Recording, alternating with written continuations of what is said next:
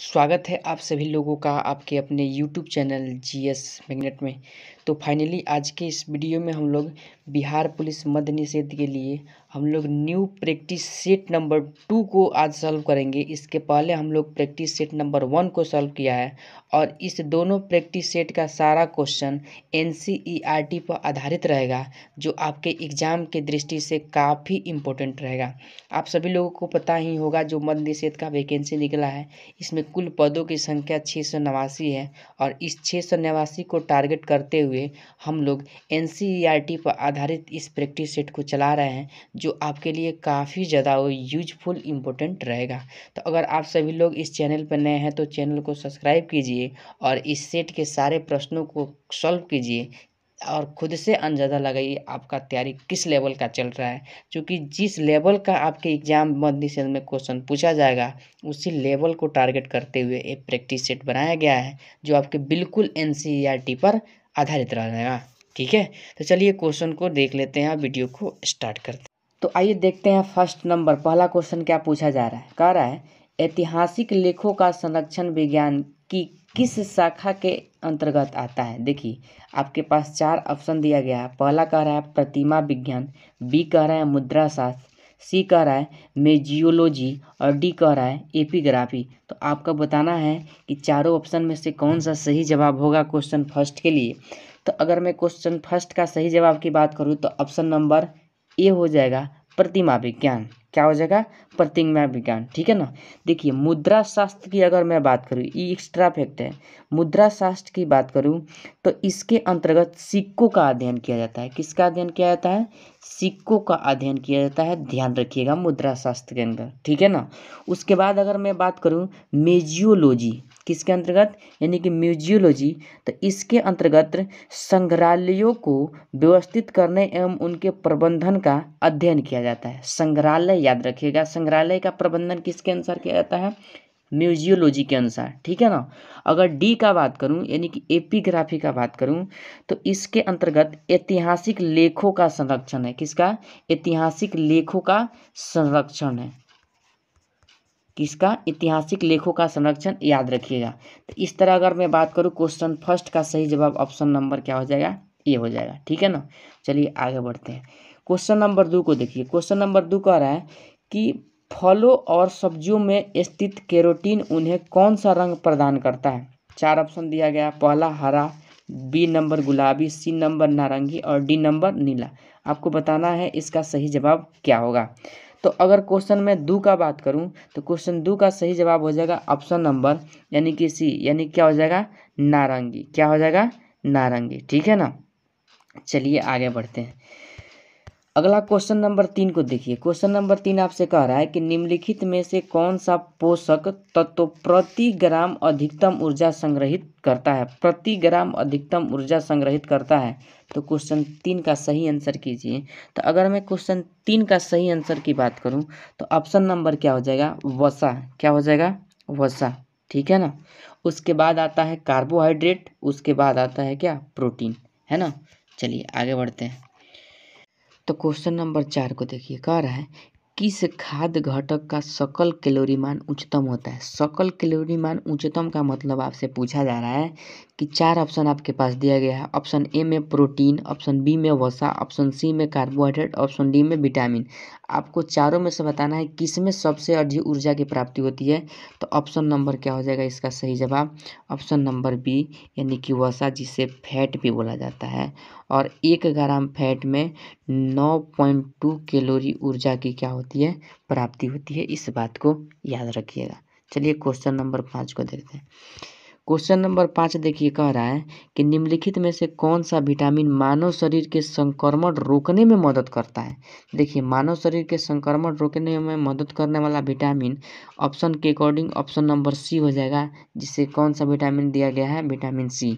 और इस vitamin C का रासायनिक नाम एस्कॉर्बिक एसिड होता है। ठीक है ना। और इस विटामिन सी की कमी से होने वाला रोग जो है वो क्या है? एस्कॉर्बिक रोग है। क्या अनुसार रोग है? एस्कॉर्बिक नामक रोग होता है विटामिन सी की कमी से। अगर देखिए पूछा जाए विटामिन सी जल में घुलनशील होता है या नहीं होता है, तो यह विटामिन सी जल में घुलनशील भी होता है और इस विटामिन सी की प्राप्ति सबसे अधिक आंवला में भी होता है और इसके अलावा देखा जाए तो नींबू में भी पाया जाता है। ठीक है ना। चलिए क्वेश्चन 6 को देखिए। क्वेश्चन नंबर 6 कह रहा है कि डैश कवक का मांसल बीजाणु धारण करने वाला फैलने वाला अंग है। देखिए क्वेश्चन 6 को पढ़िए, क्वेश्चन 6 का सही जवाब दिए तो क्वेश्चन 6 का सही जवाब हो जाएगा ऑप्शन नंबर डी, यानी कि कुकुरमुत्ता, जिसे हम लोग मशरूम भी बोलते हैं। यह एक प्रकार का क्या होता है, यानी कि कवक होता है। क्या होता है? एक प्रकार का कवक होता है। ठीक है ना। यह जो होता है मांसल होता है तथा जनन बीजाणु द्वारा होता है। जो इसमें जनन होता है वो किसके द्वारा होता है? बीजाणु के द्वारा होता है। ठीक है ना। और यह मृतोपजीवी होते हैं। क्या होते हैं? मृतोपजीवी होते हैं। चलिए आगे बढ़ते हैं। क्वेश्चन 7 को देखिए। क्वेश्चन 7 कह रहा है निम्नलिखित में से कौन सा रोजगार प्राथमिक क्षेत्र से जुड़ा नहीं है? नहीं पूछा गया। देखिए जितने भी मतलब प्राकृतिक है ना, यानी कि प्राकृतिक संसाधन है ना, उसका उपयोग हम लोग, आपको पता होगा कि अर्थव्यवस्था में किया जाता है। ठीक है ना। देखिए आपसे पूछा जा रहा है क्या, देखिए आपसे पूछा जा रहा है कि निम्नलिखित में कौन सा रोजगार प्राथमिक क्षेत्र से जुड़ा नहीं है। तो देखिए प्राथमिक क्षेत्र से जो जुड़े होने वाला रोजगार है वो टोकरी है। क्योंकि टोकरी को देखिए कहीं ना कहीं बांस से बनाया जाता है। बांस क्या है? एक प्रकार का प्राकृतिक देन है ना।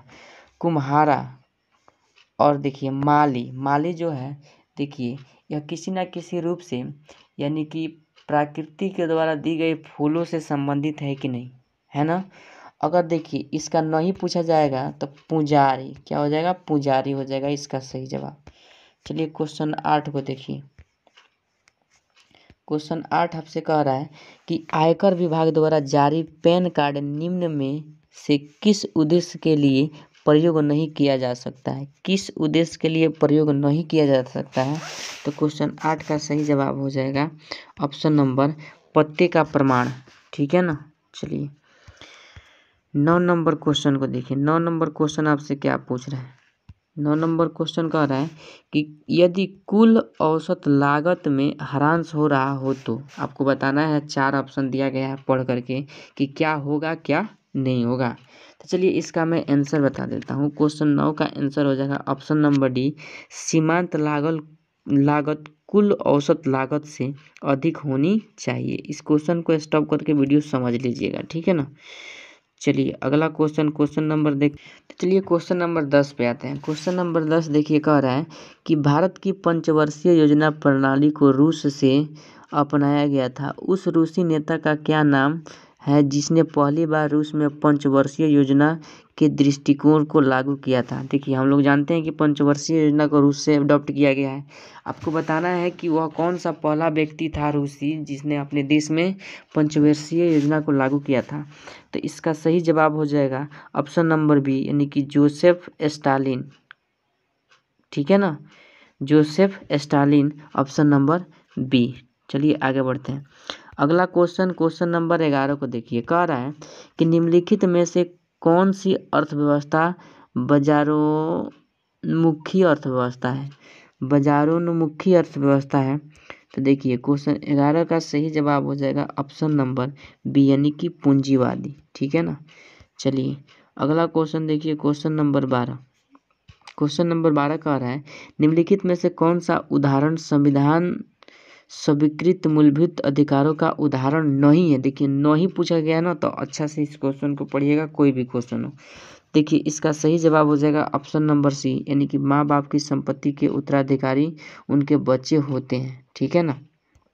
चलिए अगला क्वेश्चन देखिए। क्वेश्चन नंबर 13 को देखिए। कह रहा है कि भारतीय संविधान के कौन से अनुच्छेद नागरिकता से संबंधित है? तो ऑप्शन नंबर सी हो जाएगा अनुच्छेद 5 से लेकर के 11 तक। ठीक है ना। चलिए क्वेश्चन नंबर 14 को देखिए। कह रहा है कि नागरिकता प्राप्त करने के लिए शर्तें निर्धारित करने वाला सक्षम निकाय कौन सा है? सक्षम निकाय कौन सा है? तो क्वेश्चन 14 का सही जवाब हो जाएगा ऑप्शन नंबर क्या हो जाएगा? सी, यानी कि संसद। ठीक है ना। चलिए आगे देखिए। क्वेश्चन नंबर 15 को देखिए। कह रहा है कि पृथ्वी पथ पर सूर्य की परिक्रमा करती है। सूर्य की परिक्रमा करती है। ठीक है ना। तो इसका सही जवाब हो जाएगा यानी कि पृथ्वी जो मतलब अंडाकार, क्या हो जाएगा, अंडाकार। ठीक है ना। इसके गति के बारे में किसने बताया था, तो आप लोग को याद रखना पड़ेगा, यानी कि केपलर नाम के साहब। कौन थे, केपलर, जोहान्स केपलर। ठीक है ना। चलिए क्वेश्चन नंबर 16 को देखिए, कह रहा है कि सूर्य के प्रकाश को पृथ्वी तक पहुंचने में कितना समय लगता है, तो 8 मिनट 20 सेकेंड आप याद रखिएगा। ऑप्शन नंबर क्या हो जाएगा, सी। या टोटल 500 सेकेंड का समय लगता है, इसको आप लोग मिनट में बदल सकते हैं। ठीक है ना। चलिए अगला क्वेश्चन देखते हैं। अगला क्वेश्चन की अगर मैं, तो ये आपका अगला क्वेश्चन नंबर 17 है। देखिए कह रहा है पृथ्वी के उत्तरी गोलार्ध में रहने वाली कुल मानव आबादी का अनुपातित प्रतिशत क्या है, यानी कि अनुमानित प्रतिशत क्या है, तो क्वेश्चन 17 का सही जवाब हो जाएगा ऑप्शन नंबर डी, यानी कि 90%। कितना, 90%, याद रखिएगा। चलिए आगे देखिए अगला क्वेश्चन देखिए, क्वेश्चन नंबर 18 कह रहा है तनामी रेगिस्तान निम्नलिखित में से किस देश में स्थित है। तनामी रेगिस्तान, क्वेश्चन इंपॉर्टेंट है, स्टार लगाइएगा। ठीक है ना। तो इस क्वेश्चन का सही जवाब हो जाएगा ऑप्शन नंबर सी, यानी कि ऑस्ट्रेलिया। कहाँ हो जाएगा, ऑस्ट्रेलिया। चलिए आगे देखिए क्वेश्चन 19 को देखिए। क्वेश्चन 19 आपसे कह रहा है निम्नलिखित में से कौन से युग्म सुमेलित है। आपको सुमेलित बताना है। देखिए नीचे भी इसका ऑप्शन दिया गया है, थोड़ा छोटा कर देते हैं। अब देखिए, अब समझिए और इसका आंसर दीजिए। तो देखिए जो क्वेश्चन 19 का सही जवाब आपका हो जाएगा वो ऑप्शन नंबर बी हो जाएगा, 2 और 3। देखिए 2 और 3, जोंग जलप्रपात शरावती नदी में बनाया गया है, जबकि शिव समुद्रम कावेरी। तो 2 और 3 इसका क्या हो जाएगा, सही जवाब हो जाएगा। ठीक है ना। चलिए क्वेश्चन 20 को देखिए, कह रहा है ओंकारेश्वर परियोजना निम्नलिखित नदियों में से किस एक से संबंध है, यानी कि ओंकारेश्वर परियोजना किस नदी पर बनाया गया है, आपको बताना है। तो क्वेश्चन 20 का सही जवाब हो जाएगा ऑप्शन नंबर यानी कि बी, यानी कि नर्मदा नदी। ठीक है ना। चलिए अगला क्वेश्चन देखिए, क्वेश्चन नंबर 21 को देखिए, कह रहा है निम्नलिखित में से कौन सा सिंधु घाटी की सभ्यता से संबंधित नहीं है। देखिए ऑप्शन नंबर सी, पाटलिपुत्र नहीं है, रोपड़ कालीबंगा है, रोपड़ है, लोथल है। कालीबंगा राजस्थान, रोपड़ और लोथल कहाँ हो जाएगा, गुजरात हो जाएगा। ठीक है ना। तो याद रखिएगा। देखिए क्वेश्चन 22 को देखिए, कह रहा है कि भारत में पहले जिस मानव प्रतिमाओं को पूजा गया वह थी, यानी कि किस मानव प्रतिमा को पूजा गया था। तो क्वेश्चन 22 का सही जवाब हो जाएगा ऑप्शन नंबर बी, यानी कि विष्णु। क्या हो जाएगा, विष्णु। ठीक है ना। चलिए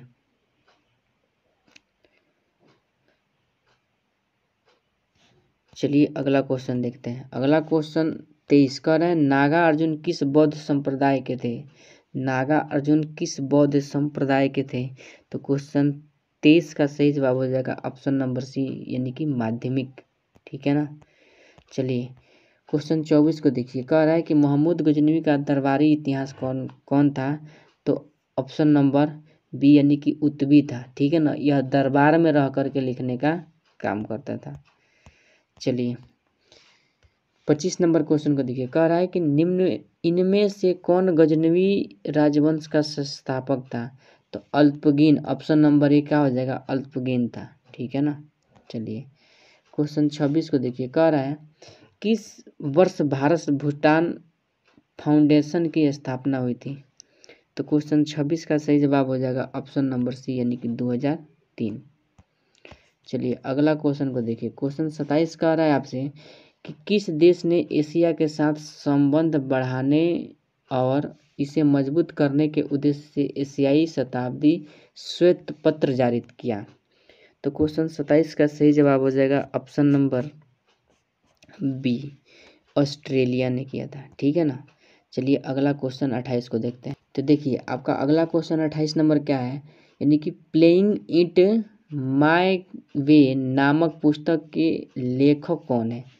तो आपको बताना है कि जो आपका प्लेइंग इट माय वे नामक पुस्तक है इसके लेखक कौन है। तो इसका सही जवाब हो जाएगा ऑप्शन नंबर ए, यानी कि बोरिया मजूमदार हो जाएगा। ठीक है ना। चलिए अगला क्वेश्चन 29 नंबर देखिए, कह रहा है 67वें राष्ट्रीय पुरस्कार में सर्वश्रेष्ठ फिल्म का पुरस्कार किस फिल्म ने जीता है, किस फिल्म ने जीता है। तो क्वेश्चन 29 का सही जवाब हो जाएगा ऑप्शन नंबर सी, यानी कि मरकर। क्या हो जाएगा, मरकर। चलिए आगे बढ़ते हैं। तो अगला क्वेश्चन नंबर 30 देखिए आपसे क्या कह रहा है। कह रहा है भारत की प्रथम ध्वनि वैशिष्ट फिल्म कौन सी थी, यानी कि बोलती फिल्म कौन सी थी। तो क्वेश्चन 30 का सही जवाब हो जाएगा ऑप्शन नंबर ए, यानी कि आलम आरा। ठीक है ना। चलिए अगला क्वेश्चन देखिए। अगला क्वेश्चन नंबर 31 को देखिए, कह रहा है फुटबॉल टीम में कितने खिलाड़ी होते हैं, फुटबॉल टीम में कितने खिलाड़ी होते हैं। तो ऑप्शन नंबर डी 11 खिलाड़ी होते हैं। ठीक है ना। चलिए अगला क्वेश्चन को देखिए। अगला क्वेश्चन 32 नंबर का आ रहा है, निम्नलिखित में से किसने डीजल इंजन का आविष्कार किया, डीजल इंजन का आविष्कार किसने किया। तो ऑप्शन नंबर बी, यानी कि रुडोल्फ डीजल, उनके नाम से ही इसको रखा गया है। तो रुडोल्फ डीजल याद रखिएगा। चलिए अगला क्वेश्चन देखिए 33 नंबर का रहा है, प्रधानमंत्री सुकन्या समृद्धि योजना का शुभारंभ कब किया गया था। तो सुकन्या योजना का शुभारंभ की बात किया जाए तो इसका सही जवाब हो जाएगा ऑप्शन नंबर सी, यानी कि जनवरी 2015 में किया गया। ठीक है ना। चलिए अगला क्वेश्चन को देखिए। क्वेश्चन नंबर 34 को देखिए, कह रहा है निम्नलिखित में से किसे एक गतिशील सजीव इकाई कहा जा सकता है। तो क्वेश्चन 34 का सही जवाब हो जाएगा ऑप्शन नंबर सी, यानी कि 1। ठीक है। चलिए अगला क्वेश्चन देखिए 35 नंबर, कह रहा है कि विटामिन सी को डैश नाम से भी जाना जाता है। तो अभी ऊपर ही बताए थे एस्कॉर्बिक एसिड इसका रासायनिक नाम है, ऑप्शन नंबर ए। ठीक है ना। चलिए क्वेश्चन 36 को देखिए, कह रहा है कि साबुन में निम्न में से किसके सोडियम लवण होते हैं, साबुन में किसके सोडियम लवण होते हैं। तो क्वेश्चन 36 का सही जवाब हो जाएगा ऑप्शन नंबर बी, वसा अम्ल। ठीक है ना। चलिए अगला क्वेश्चन देखिए। अगला क्वेश्चन आपसे पूछा जा रहा है, चलिए देखिए छोटा कर देते हैं थोड़ा सा। अगला क्वेश्चन आपसे पूछा जा रहा है, निम्नलिखित में से कौन सा एक वेब ब्राउजर नहीं है, वेब ब्राउजर नहीं है। तो क्वेश्चन 37 का सही जवाब हो जाएगा ऑप्शन नंबर क्या, सी, यानी कि तीसरा नंबर जो आपका ए है, यानी कि शालीमार, ये नहीं है, यानी कि ब्रेव ब्राउजर। ठीक है ना। चलिए अगला क्वेश्चन को देखिए। अगला क्वेश्चन की अगर मैं बात करूं तो अगला क्वेश्चन आपसे कह रहा है 38 नंबर, एक घड़ी की कमानी में डैश ऊर्जा होती है, घड़ी की कमानी में कौन सी ऊर्जा होती है। तो ऑप्शन नंबर सी, स्थितिज ऊर्जा होती है। ठीक है ना। चलिए अगला क्वेश्चन नंबर, तो देखिए क्वेश्चन नंबर 39 है आपका, 1 किलोवाट घंटा निम्नलिखित में से किसका मात्रक होता है। तो यह क्या होता है, यानी कि ऊर्जा का मात्रक होता है, ऊर्जा का सबसे बड़ा मात्रक होता है। ऑप्शन नंबर कितना हो जाएगा, यानी कि डी। चलिए अगला क्वेश्चन 40 नंबर देखिए, और यह क्वेश्चन आपके सीरीज का लास्ट क्वेश्चन रहने वाला है। निम्नलिखित में से कौन पौधे में पानी के परिवहन से जुड़ा है, पानी के परिवहन करता है जाइलम, और फल जो बन जाता है भोजन उसको फैलाने का काम करता है फ्लोएम। तो चलिए आज की इस वीडियो में हम लोग आपके 40 प्रश्नों को कवर किया, जो एक बेस्ट इंपॉर्टेंट क्वेश्चन मान सकते हैं इसको, जो आपके बिल्कुल एग्जाम के आधारित है। ऐसा ही पेपर आपके एग्जाम में देखने को मिलेगा। तो चलिए वीडियो को यहीं पर क्लोज करते हैं, फिर मिलते हैं अगले प्रैक्टिस सेट के साथ। तब तक के लिए जय हिंद, जय भारत।